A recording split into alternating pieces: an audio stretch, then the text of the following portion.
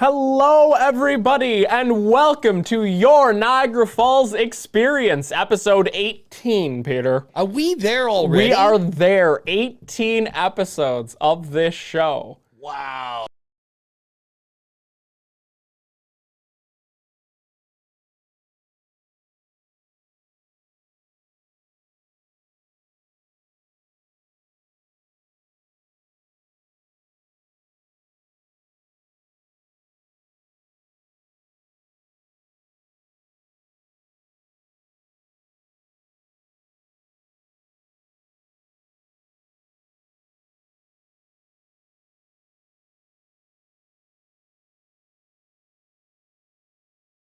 We do? There we go. Yeah, the sound reset itself. Sorry about that, folks. So this is, I'll let you reintroduce yourself. I'm just messing with you. The sound's working now. Hello, everyone. Welcome to your Niagara Falls experience. Sorry about the sound difficulties. It does like to reset itself. It's being a very, very evil little program. I'm Nico, the American, joined as always by Peter, the Canadian. How's it going, eh? There he is. He's not here where I am. He's over there where he is. Because of a busy day, and I couldn't pick up Julian, who we miss very dearly. Yes, we have no producer. Who's going to produce us? I know who's going to put in the silly sounds. That's it. It's shameful. Oh,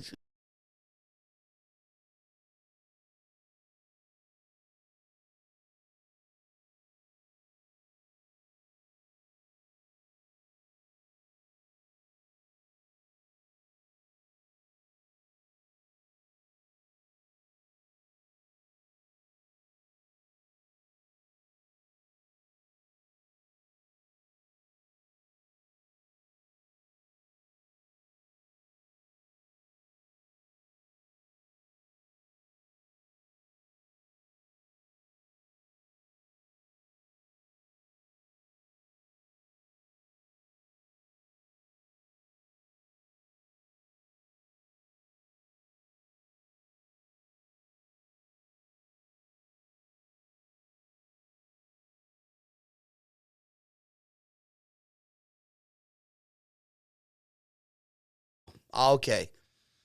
All right. So we're apologizing for being late. I know, folks. Thank you so much for tuning in. And I had some tours today and was requiring, I needed to do a wine tour that got me back late. And I can't believe how many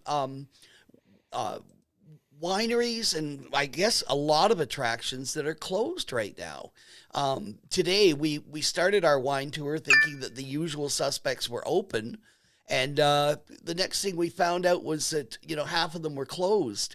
So it's kind of sad, really, to have that happen because people come here and we can find other wineries, but it's just, kind of messes things up. So there you are, Nico. I think I found you. Half of my body has been sliced away.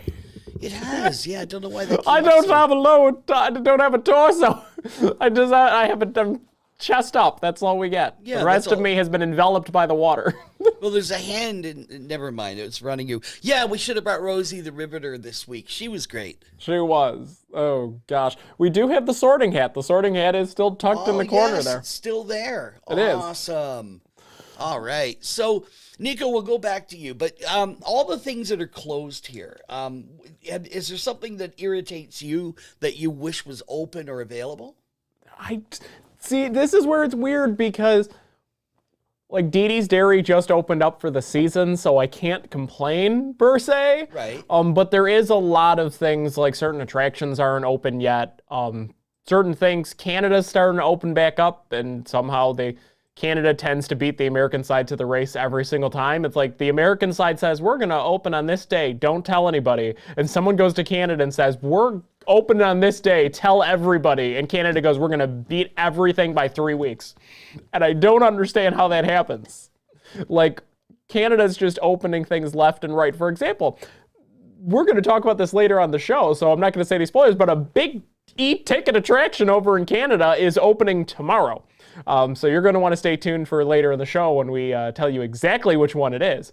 But it's odd because things in Niagara Falls, it's not necessarily that they're closed, it's that depending upon the day of the week, it's closed. My favorite thing with Niagara Falls restaurants is you have to know the game. Like, this restaurant's closed on Monday, this restaurant's closed on Tuesdays, this one's Wednesday, this one's Thursday. They all kind of take turns. Faux Golden closes on Thursdays. Gotta Have It, where we were at a few weeks ago, they're closed on Mondays. So it's really kind of wild because you can, if you're here, depending upon the day of the week, the business might be closed, the other business might be open. Wineries are a little bit different because wineries' hours do kind of flex depending upon the season. And March is sort of a low season for wine tours. Like, March is not a big season. You're sort of after the ice wine period, but you're before the summer rush, and you're not in the fall. Fall is where wine tours go crazy in the fall. People just love taking wine tours in September, October, and a little bit in November. But you're kind of right in that March is a very weird month because it's a transitional month where it's starting to get warmer, but it's unpredictably so. Like, right now, it is still below freezing. It has been snowing here in Niagara Falls. 2 weeks ago, it was warm. 3 weeks ago, it was freezing. So depending upon the day of the week, it could be, freezing out, or it could be a nice, bright, sunny, warm day. And it's hard to play that game sometimes, especially if you're a business that relies on weather. And although the wineries you can go into, some of the highlights of the wineries are the winery, like the actual vineyard part of the winery. And if it's too cold out to go look at that, you're kind of stuck in this position where you're like, okay, do we open every day? Do we open only on days when we know people are going to be here? And that's really what we kind of have to look at. And that's the kind of the fun of it, though, is you never know what you're going to run into. But there are things that are open in Niagara Falls. There are things that just stay open. They're the less touristy things. It's more of like, find the local things. The local things will stay open because there's still people around here that want to enjoy those things. So those are, I always say, like, well, yeah, your tourist locations aren't open, but there are things that are open. You just sort of have to find them. And that's why it's important that you have a very well-informed visitor center base, concierge base. It's important that tour guides are aware, up to date about these things. Destination Niagara does a very good job at keeping tabs on what's open and what's not and getting hours. They do follow up with a lot of businesses to make sure that they have those schedules out. We know that the state park also sends out schedules pretty much and constantly changes them. They'll change them sometimes 3 times a week because a business will come and say, hey, I'm tweaking this time here, or this ticket's being sold at this time now, and they'll send it back out, which is why if you ever go to Niagara Falls State Park and go to the visitor centers, they actually have a quick run sheet where they know the times of everything, not only within the state park, but also usually Old Fort Niagara and the aquarium are on that list as well, and the trolley and things like that. So when you're going to the visitor center, you do have that information. And Destination Niagara gets the state park list as well as the list for pretty much every other business around here in Niagara Falls. So when you head to those visitor centers, if everything is going according to plan, short of a business that might have had to shut down due to either a staffing shortage or there was like a weather, inclement weather happens sometimes.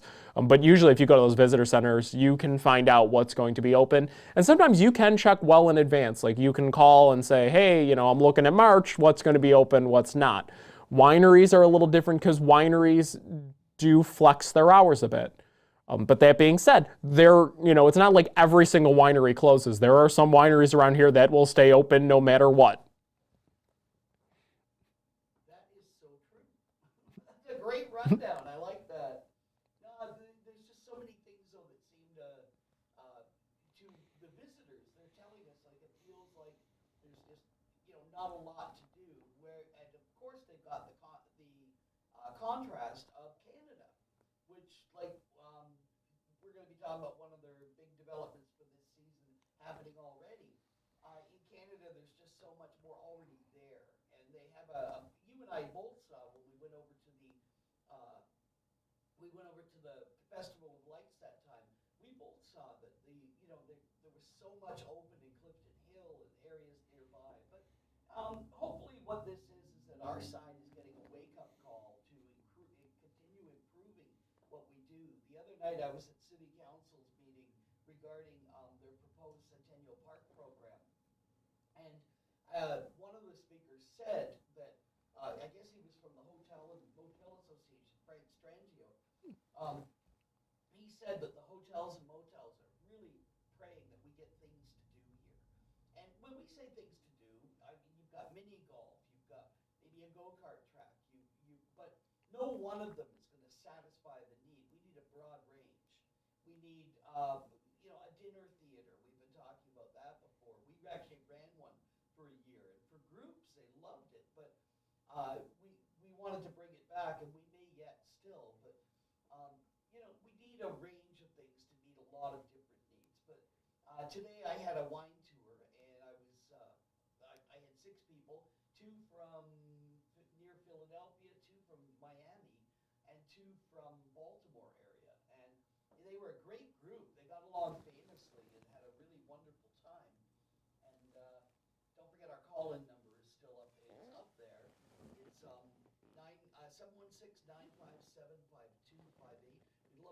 We'd love to hear from you with the call-in number. Peter, you're still having mic issues. Yeah, no, I just fixed it. Oh, right. I'm sitting here I'm getting messages from people who forget I'm on the air and stuff. And hi, John Fidel. Good to see you, brother. John is saying hello to us. I don't know if Rebecca's out there tonight. She's always fun. But as I was saying, I had a wine tour today, 6 people, 2 from Baltimore, 2 from Miami, and 2 from Philadelphia area. And they bonded really quickly, and we just went to a number of wineries. But the other things we do on a wine tour, we always make a stop. It's at the end of Highway 425 in Wilson, and there's a lovely little area where there's a dock, or not a dock, but a pier that goes out, a concrete pier. And I made a stop, and none of these people had ever seen Lake Ontario. And until you stand on the shore and look at the scope of that lake and see just how large it is and how it looks like an ocean. People were really excited to see it. And we visited several wineries. Black Willow was outstanding, as always. They have so much offered there in addition to just wine. We got a really warm reception at Schulze Winery. And we went to Savage at Woodcock, which is the Savage Winery outlet run by the son of the winemaker at Savage Winery down in Chaffee, south of Buffalo. But Rich runs that place. It's like a little sports bar. They've got a game room, and the people had a blast. So it was a great afternoon. And this morning we had a family reunion, including the owner of the Shirkston Shores, who came with his family for a tour on the American side. So we had a lot of fun there as well. It is busy here now. I've been out every day for 2 tours a day for the last 2 weeks. So it's been really busy in Niagara. And that's it. So we run into this weird quirk where we're talking about, not everything's open in Niagara Falls, and there is an unpredictability. We've been mentioning this over the last several weeks. Tourism never really dropped off in Niagara Falls. It's been busy, and it is ramping up early. And a lot of the businesses are noticing, okay, so this is going to be an early season, which we predicted. We have a better accuracy than the groundhogs. So that's it. Every year we're gonna predict whether or not it's gonna be an early tourist season or not. That's gonna be our thing. Well, don't forget, Nico, that you and I made a commitment back in the end of last year, and we're going to honor that in the near future. You and I are going to go speak at City Council and talk about the Festival of Lights and start working now on returning that. And I think it would be very advantageous. Our good friend Kevin Hutchinson was there the other night. In fact, he helped me move all the gear in and out because the Niagara's Vox pay Your Community Accountability, one of our shows that's on hiatus right now, they broadcast the entire meeting live, and it was pretty interesting to hear the differing points of view. But either way, you and I need to go to City Council and start raising the flag for having a Festival of Lights here next year. And that's it. And one of the things that I find interesting, and we're going to discuss it a little bit later when we're talking about what's happening in Canada, it was interesting that you were talking about the Hotel Motel Association, because there's a weird sort of misconception around here in Niagara Falls that I kind of want to debunk in a way, having worked with, alongside hotels and other businesses for a while now. But I'm going to save that till after the break when we talk about Canada, because it's all going to connect and we're going to make all those happen. But since we're talking about wine, I do believe it's time for our lovely sponsor. Yes, Victorienburg Winery. So we'll be back in just a couple of minutes, folks. On the shoreline of Lake Ontario, just east of Wilson, New York, you'll find a sweet spot that combines old world charm with new world vintages. From the rustic elegance of their grounds to the warmth and enchantment of their tasting room, you'll feel a special welcome to Victorienburg Wine Estate, owned and operated by Victoria and Dan Hogue. Award-winning wine is available for tasting, or for a true adventure of pairing, you can savor the wide variety of award-winning chocolate truffles and their suggested wine partners.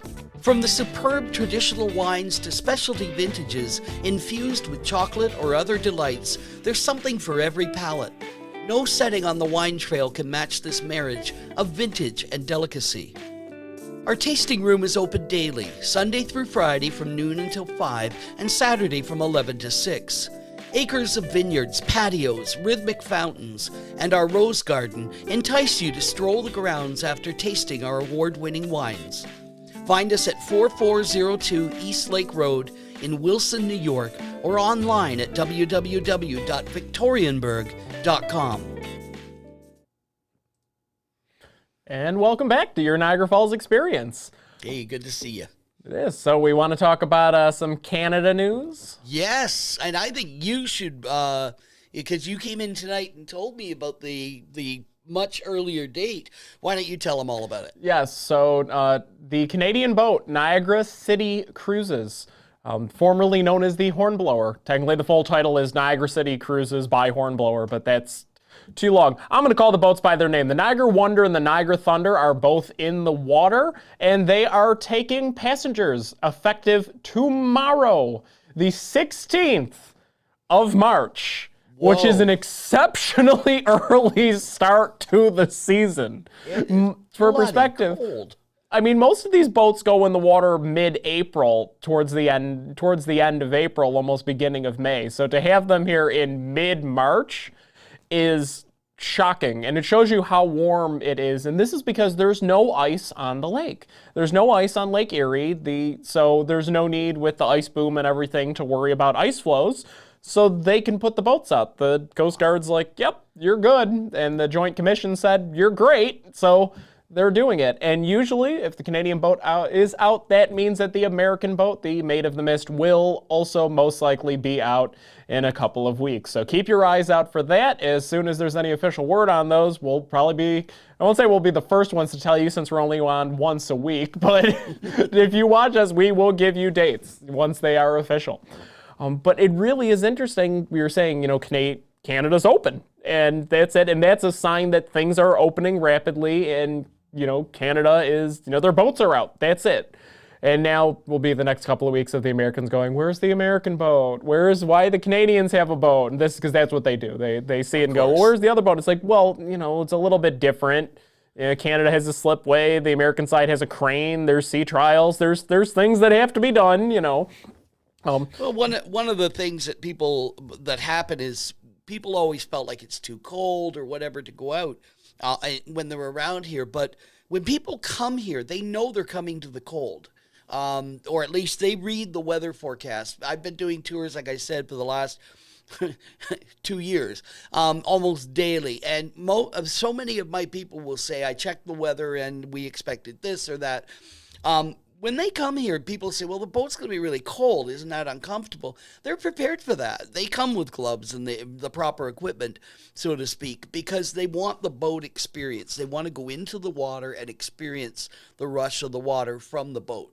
And and same thing with like the Cave of the Winds. They're prepared to go down in that ice bath, That's it, and that's open year round. You're going down there, and you're right down to being on that observation tower sometimes. There's a strong breeze. It's really cold out. Your hands start clinging to the metal.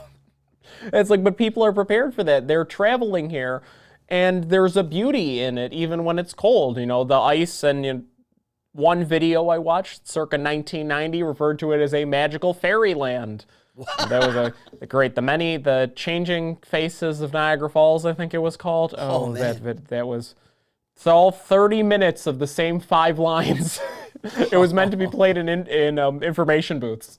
It was an old VHS tape that I digitized a couple of years back, and I was just laughing. So that's something interesting, Nico, that maybe people don't know about you yet or have not yet divined, is that you've been very tuned into Niagara Falls. You've lived here your whole life. When you and I got first talking about doing the idea of the show, I was very impressed, and I've told you this, at how much you understand of things in this area, how many things you've followed from a very young age, so that you've got a great history on a lot of elements of our community, whether they're part of tourism or local industry, whether they're political or recreational, etc. When you look at Niagara Falls, is there something that you really wish was happening here, maybe that happened before? I know we've talked about Festival of Lights. Is there something else that you've been thinking of that you wish we had it or had fallen or come through? Or is there a project that you remember was proposed that didn't happen? What do you wish would happen here, and why? You're starting this. You're lighting the fire. Oh, yeah. You're horrible. There's a lot. There's a lot of things that have been proposed in the history of Niagara Falls, specifically the city of Niagara Falls, New York, the American side. Then take the hats, the coats coming off for this one. Whoa, hang on, that fire's catching.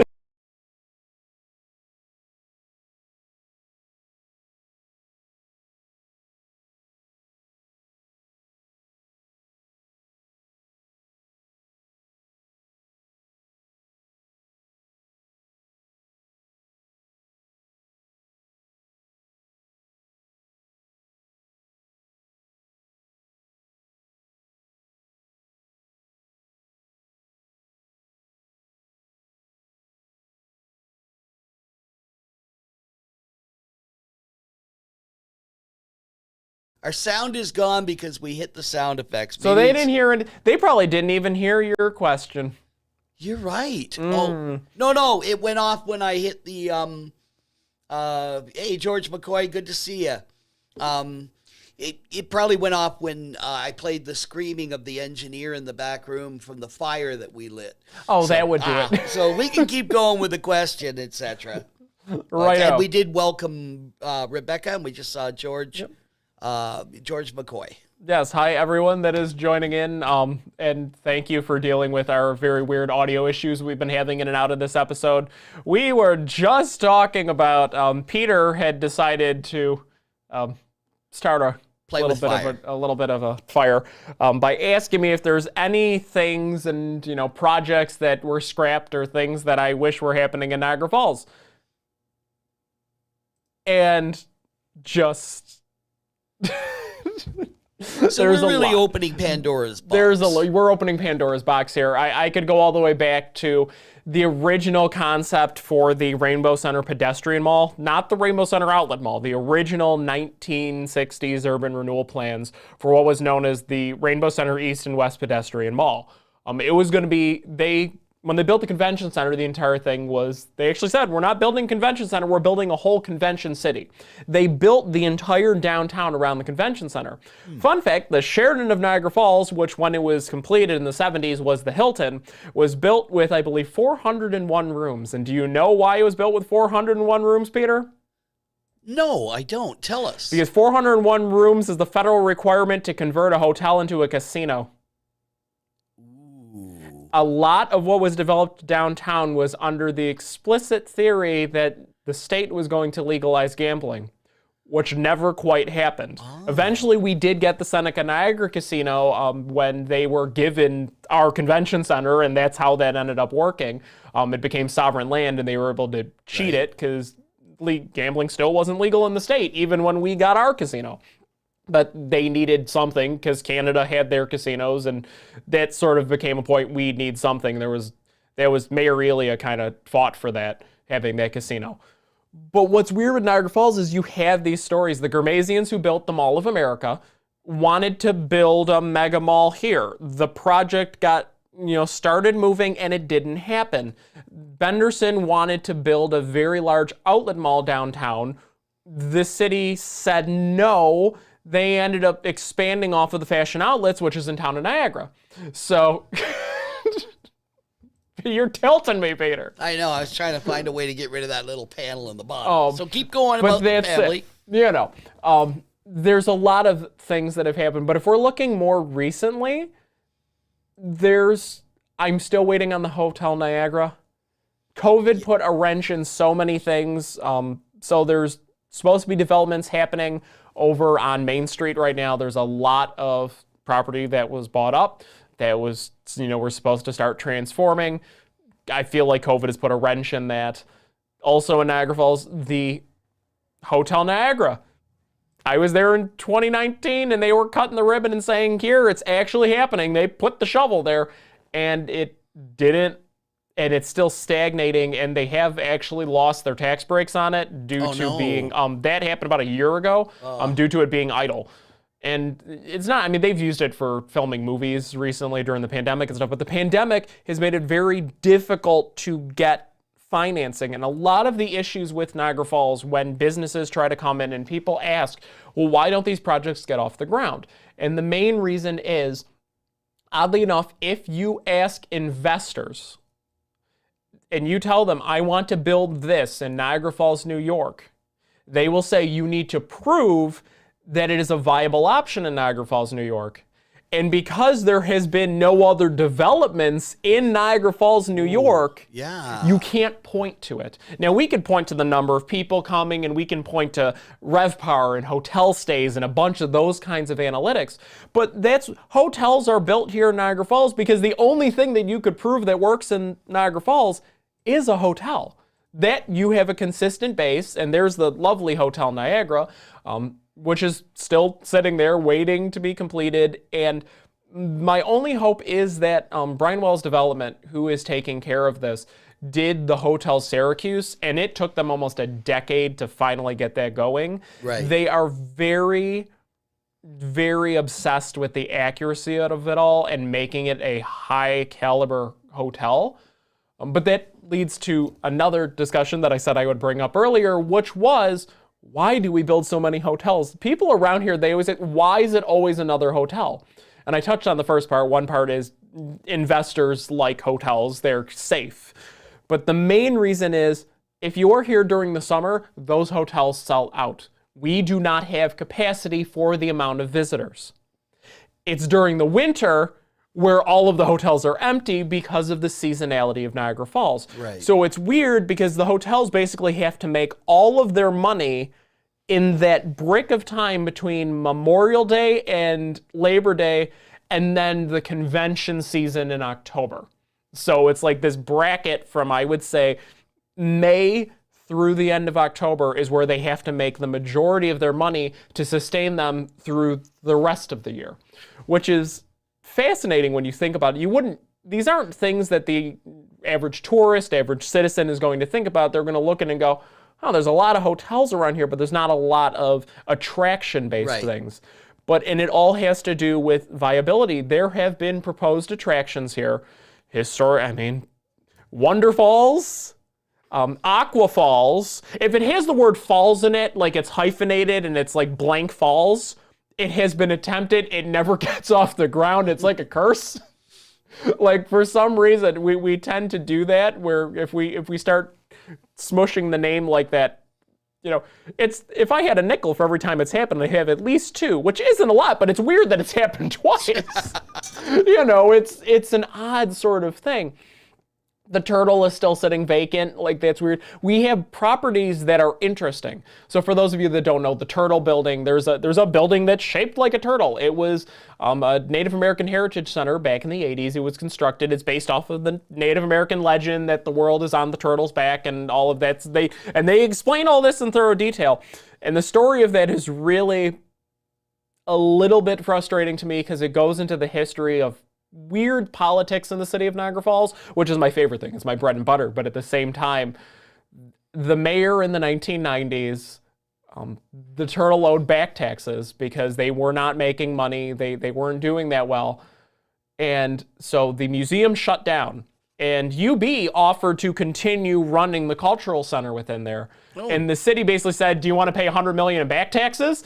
And UB's like, we can't afford $100 million in back taxes. It's not even our property. So the city claimed it on back taxes, and the city owned it. And they did the same thing with Niagara Splash USA, which was a water park that we had. It was an outdoor water park, which is brilliant when half the year you're frozen. But, we had a water park in the, the 80s and 90s. It was even there when I was a kid. It was there until about 2006 or so. It's now part of the back of the Seneca Niagara Casino. It's part of the John B. Daly lot. But these are the interesting things. They were all here, and they were all taken by the city because the people weren't paying taxes because the businesses weren't doing well enough.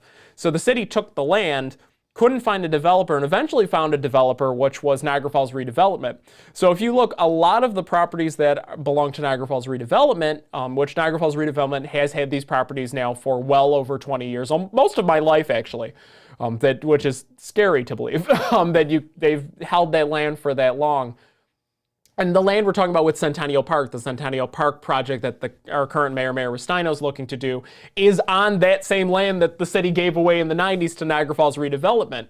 And it's interesting to see how that land changed hands and how the development was supposed to happen and things that have fallen through. There's fascinating stories, and you could look at any plot of land in Niagara Falls and find that there's been a bunch of things proposed for it. There's been a bunch of things on it. And look at these stories, and they're fascinating. Some of them are sad because they're stories of people who sank their life savings into trying to create things and they didn't pan out. Or they're stories of also people that were maybe not as truthful as they could have been, who have claimed to do one thing and then did another. There's even weird stories of developers doing things, contractors doing other things, and you end up with weird situations like the Niagara Falls Public Library's roof leaking before it was even completed. We still have issues with the Niagara Falls Public Library, and it's an interesting building. People don't like it. It is a piece of brutalist architecture. It's one of the few pieces of brutalist architecture here in Niagara Falls. And it's not a traditional piece of brutalist architecture. People call it the dinosaur. They call it a stegosaurus because it's this weird, very angular concrete. And it's, a lot of people say that it's not pretty, but in its own way, it really is a very cool building for a brutalist building. It's just fascinating. But it was designed by, I believe, a Californian architect. And then it was built by local contractors. And it ended up going into a lawsuit where the architect said the construction company didn't know what they were doing, and that's what's causing all the leakage problems. And the construction company said, your blueprints are terrible. You built a building that can't handle 4 seasons. This would only work in a place like California. Like it wouldn't work, it wouldn't work here. And then the city got involved, and the city's like, this is our library. Someone needs to fix it.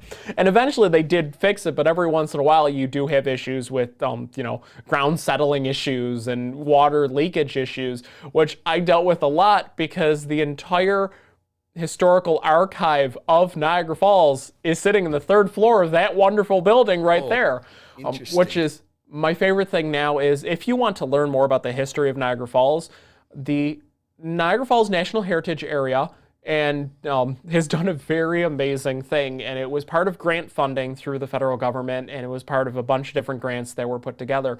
They have created a digital catalog of everything that is in the archive. So you can go to the Niagara Falls Public Library's local history department website, and some things have been fully digitized. You can view them online. Some of the old newspapers, the old census records, a lot of the old photos have been digitized. You can view them right on the website.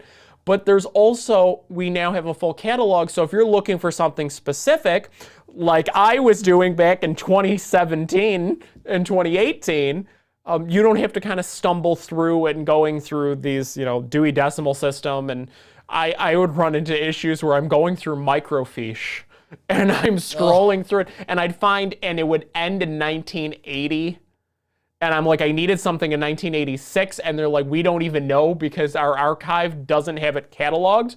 So this is a file box, a cardboard file box that was fit. They're like, this says convention center on it, and you'd open it and there'd be a VHS tape and a handful of photos just thrown in the box, and like a pamphlet and a handful of papers. And you realize that this came out of the convention center. Someone was clearing out their desk at the convention center and just dumped it in and said, here you go to the library.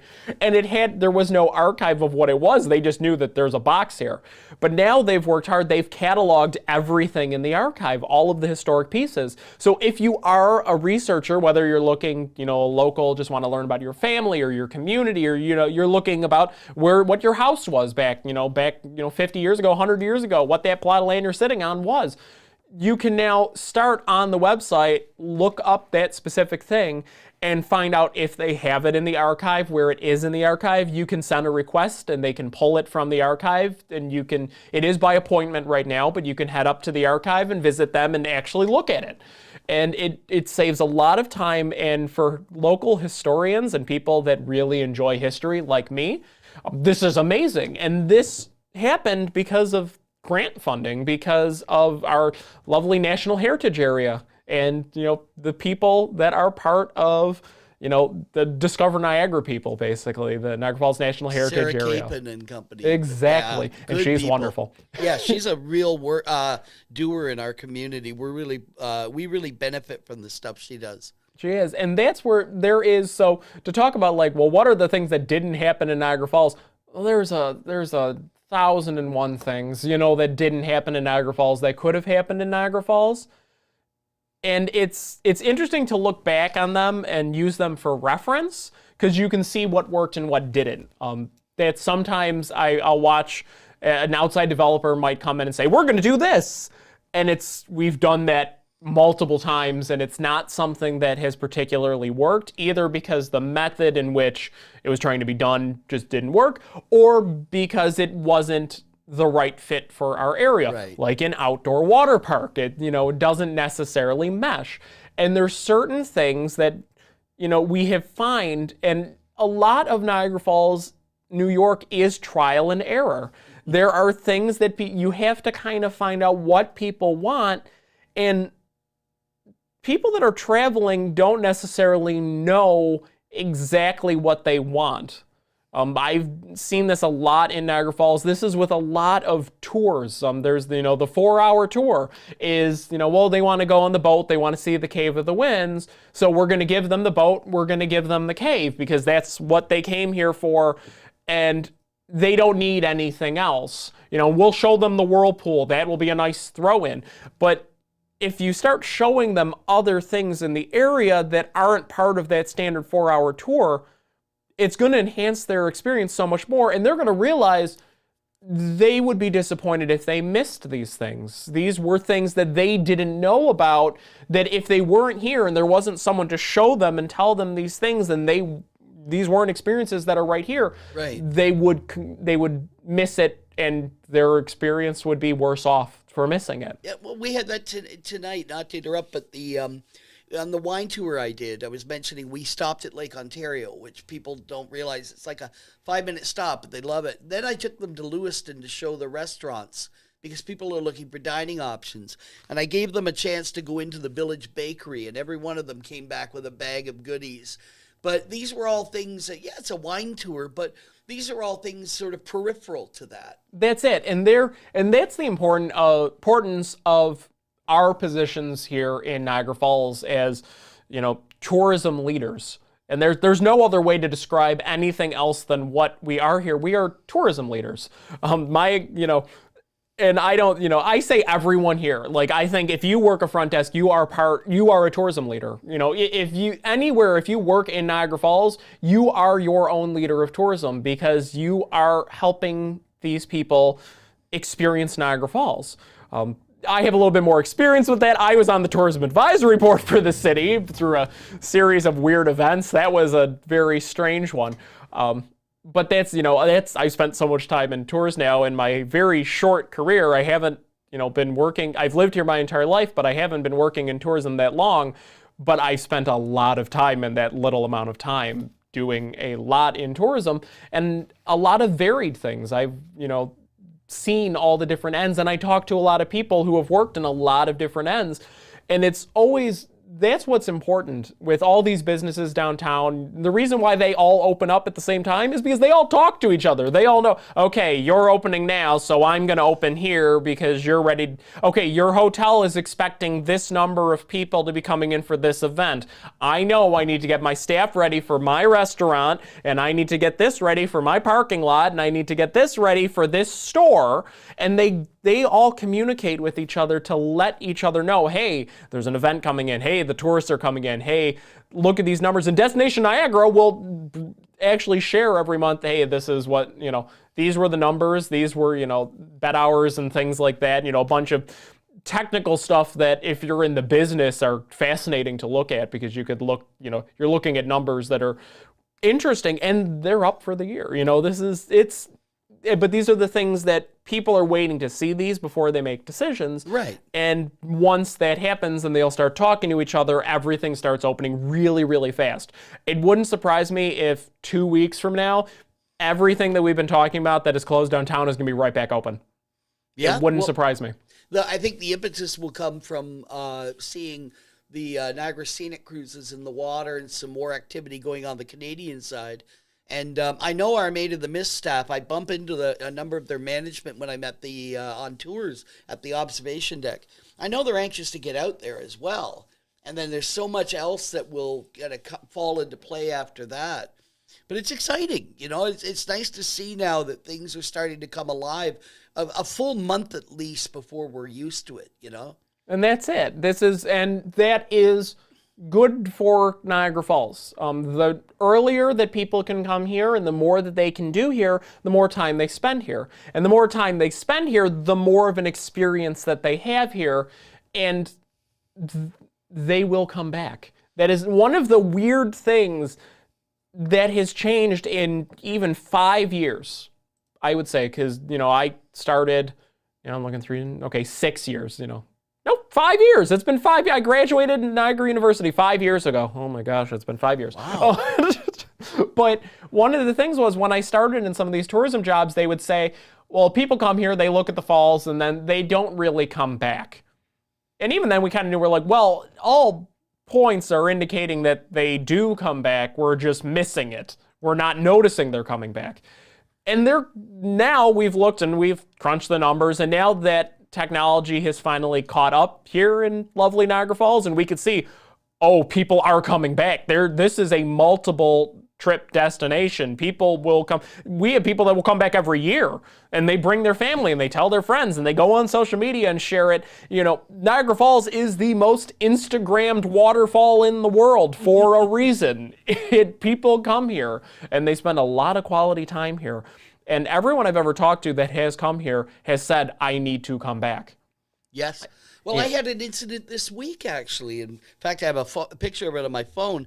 I was down on Cape of the Winds, and I bumped into a woman from Germany, Patricia, who I had taken on a tour back in January. She was traveling. She's a dance instructor and competitive swing dancer from Germany. It's kind of cool, and she moves around to all these competitions. And then I walk down on Cape of the Winds, and I see her, and it's like she wanted to do she did a selfie and wrote me a lovely note, etc. from seeing it. But she came back on her own because she'd done the tour. She knew what was here, but she wanted to experience it again. We think it's one and done with the attractions, but there's people who would, if they could, ride Maid of the Mist several times in a row. There are people that have. They send a runner up top to buy more tickets sometimes. I've been walking around with tours sometimes, and I see these people, and all of a sudden I see this guy.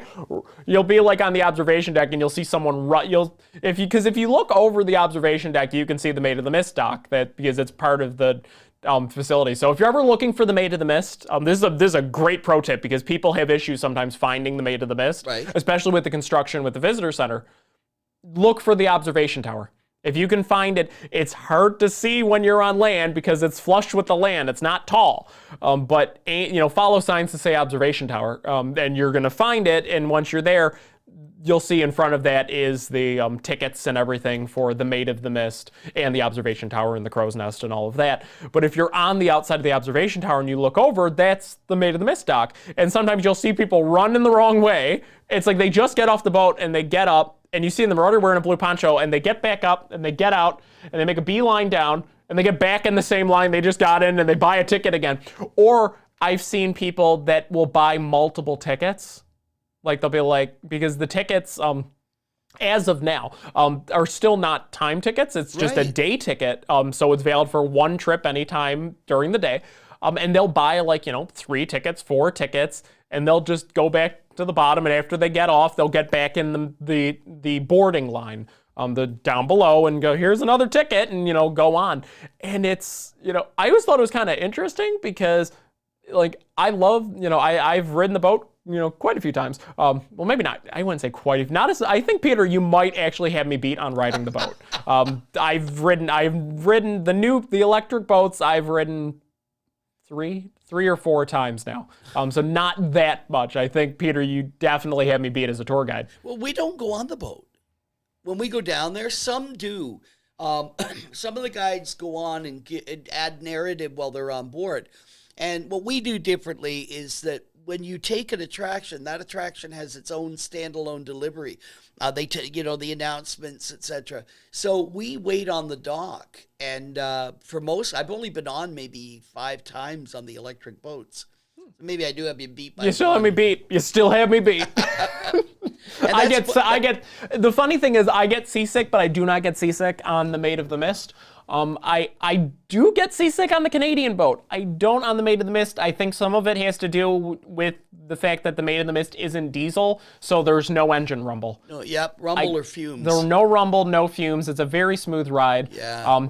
Stay towards the bow. You will get wet. Anyone that tells you you're not going to get wet on either of the boats is wrong. The Canadian boat does have an enclosed section. I will give them, I will say Niagara City Cruises does have a portion of it where it's a glass wall. But, and that's nice if you want to stay dry. You're missing a lot of the experience. A lot of the experience of being on these boats is water coming sideways, One of my answers is when people say, are we going to get wet? And I say, you came to a water attraction. Yeah. I can see asking that in Arizona, but Mary said hi. Hi, Mary. Hey, Mary. Yeah, speaking of which, we're going to have Mary on soon. Mary is the coordinator, the operator of Porch Fest here in Niagara Falls. Takes place down in the Park Place district, kind of where I live. And this year, our new audio engineer, Sarah, that's her. What's that? That's her business card. She is going to be coordinating a main stage down there where they'll be doing recording and live broadcasting. So I'm looking forward to having Mary talk about that. That's the kind of activity we want to have happen. Yes. It's walkable from the falls and a lot going on multiple porches where different performers are. And these are one of the things that I've learned in tourism, and it's something that finally Niagara Falls is embracing, which is we've been focused so long on development, trying to get an attraction, year-round attractions, indoor water parks, things like that. Events draw people too. It's actually a common trick in theme parks. So if you ever go to a large theme park, Disney's a prime example of this.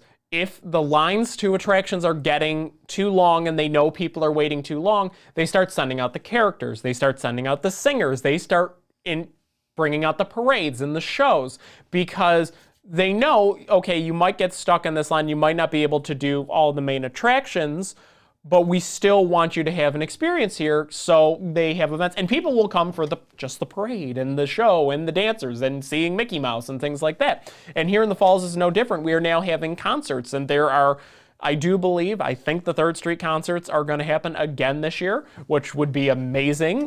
That's, a Thursday night concert. Old Fall Street has, over the years done everything from, projecting family movie night on a big screen over at, what is now Cataract Commons, to having, just play areas and having musicians and Dance of the Fireflies and random weekly events and art shows. Yeah. And the convention center, there's conventions and different things. And those shows and their attractions in their own right, they attract people here. People will go and say, I'm going to go to the bar, I'm going to go see this concert. People like live entertainment. And I didn't realize how much people like live entertainment until I traveled down when I was in Florida a couple of weeks ago, and I went to the Dueling Piano Bar, and they said, thank you for supporting live entertainment. And I realized, I'm like, this is a big deal. I take it for granted here. We always have live entertainment here in Niagara Falls. Yeah. There's not a day that goes by where I don't hear someone playing at the, one of the lovely bars we have. Right. Or, in the event centers, there's always something happening. And I realize that is, not everyone has that. Well, we had characters here between 2010 and around 2018. We ran a program. My ex-wife, ran the program for the state parks, and it was we had all the characters of history. So you're absolutely right that things like that, like they would send us out when the lineups were big at the Cave of the Winds because you were waiting forever. So when you had people coming and telling their story, it would help pass the time in line. And that's it. And sometimes it's as much, we've had some, I love tour guides. I find tour guides to be really fun and really entertaining. There's this one tour guide, she was new last year. I had never seen her before. I got to know her very, very well. Her name's Angela. Have you ever met yes. the T-Rex lady? Yeah. So you always see her coming because she has a giant T-Rex head on a stick. And as the year progressed, she'd get more and more random, like a stuffed snake and a stuffed iguana and a chameleon. I saw her today, actually. Was she out? Yes. Oh, she had 4 people. Oh, we bumped good. into her multiple I'm places. so happy. I miss her. She's such great. but those are the kinds of things where I look, and that is a tour guide that is having fun. That is a tour guide that knows, like, if a line's going to be long and things. They provide entertainment to their guests. And I've seen tour guides provide entertainment to people who aren't even on their doors. Yes. This is what they do. And, right down to even like the musicians that go into the state park and the buskers and everything. There is a way to keep people entertained. And it's something that I feel is very important in tourism locations. And it adds to the overall experience of it all. It is and it's something that we sort of all take for granted. And sometimes, workers will be like, it's sort of like small world syndrome. Oh, you have to listen to this every day, nonstop for 12 hours. And it's like, well, eventually you just tune it out. Unless you're an unhappy person, you just it tunes out. It becomes part of the background noise. The helicopters, more than anything else, if you're in the state park, the sound of the helicopter bugs me. Because so Rainbow Air helicopters, and they're a wonderful thing. And if you ever have to do it, take the helicopter ride. It's wonderful. But their landing is right on Main there. So they fly really, really close if you're on Prospect. And they're doing them, every 20 minutes. So it's like every 20 we do that as tour guides. We stop talking because you can't hear for a minute. You're like, okay, I got to let them pass. But that's it. You let them pass and they come back. The last couple of years has been really bad because between that and the construction noise, it was a little heavy. Luckily, the construction's almost done, and it's going to be a little bit quieter again, which is because that's like the one complaint that I have heard. The construction has been a complaint with tourists. That is an inconvenience. We understand it's an inconvenience, but it's an inconvenience towards an amazing goal. We're building this amazing visitor center that's soon to be completed. So it is worth it, but it is one of those moments. It kind of feels like, you came here and it's like, oh, there's traffic cones here. What's going, there's a bunch of, steel fencing up. People would ask me, like, where can I get where can I buy a bottle of water? Where can I get a cup of coffee? Because everything was in that visitor center. And unless you're on Goat Island, if you're on Prospect, I'd have to tell them, well, you have to go out of the park. And people really didn't. They'd be like, well, I don't want to go out of the park. I'm like, it's not what you're thinking. It's out of the park. It's literally, see where those pillars are? Walk through them. Just walk right there. There you are. And the state has done a good job of sort of transitioning Old Fall Street right into the park. But there was a period there where they're like, I don't want to leave the park. I don't, tell people you have to exit the park. So I got very good at telling people, you're not exiting the park, you're walking through this path here and go right over there, and that's where you're going to find it. And then now that everything's open, that's 6 of one, half dozen of the other.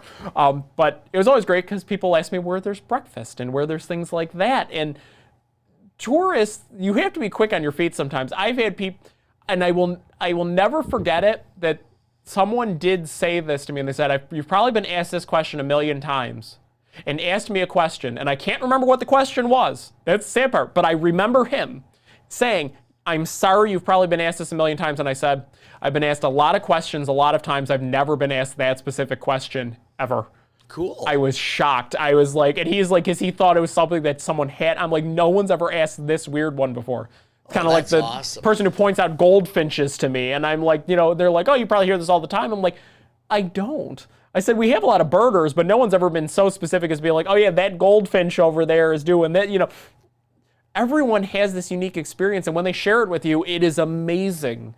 Like you get to learn so much about what people like and how people are and how people think and where they come from and their perspective on the world just from sitting there talking to them at Niagara Falls. And it's so cool, and it's great that we get to experience that. It's one of my favorite things about this place that I call home. Well, you're very proud of it as we come into the final moments here. That's been great, though. I love igniting your passion. I know you think we're setting fire to the world. We come close. But definitely, you've got a wonderful experience here, and it's quite an asset to have you available to, as people start interacting with us, as the season comes on and the awareness builds. I'm looking forward to get people involved with us. But so any last words you want to give the world? Any last words I want to give the world? Happy St. Patrick's Day coming up. Go see some live entertainment. Yes. Go support our live entertainment. Go green beer, corned beef, and any of that stereotypical blah, blah, blah. Or actually be tasteful and get like an actual good craft beer from around here. We have some great breweries, and they're going to have specials, and get some really good, get some good food. Don't just drink green tinted beer and be sad about it. Just actually enjoy St. Patrick's Day, because it's fun around here. Niagara Falls. Oh, Peter, the city of Niagara Falls is New York's birthday. Is St. Patrick's Day. Oh, that's right. It was established in March 17th, 1892, and it was because the local legislator, the governor was going to sign it on the 16th, and the local said, no. And there wasn't a lot of Irish people in Niagara Falls, but he was an Irishman, and there was 5 other ones at the time. And he's like, nope, you're going to delay this one day. You're going to sign it on the 17th because this city needs to be a St. Patrick's Day baby. Which is why the city does do the shortest St. Patrick's Day parade in front of the convention center, and then usually cuts a cake simultaneously for the city's birthday and St. Patrick's Day. They kind of combine it into one celebration. But yes, that's it. So go celebrate Niagara Falls, New York's birthday. It's great. Thank you for tuning in, folks. And we're definitely looking forward to coming back next week. We'll have Julian back with us. We're going to start doing a bit of a dog report from the state park. So we may need a specialized reporter. So it might be Wolfie, Julian's friend I told you about. So anyway, folks, thank you so much. Nico, great working with you as always. Happy St. Paddy's Day, and get out there and enjoy the falls because they're beautiful any day. Bye now. I don't know why it's not playing. Sometimes it plays.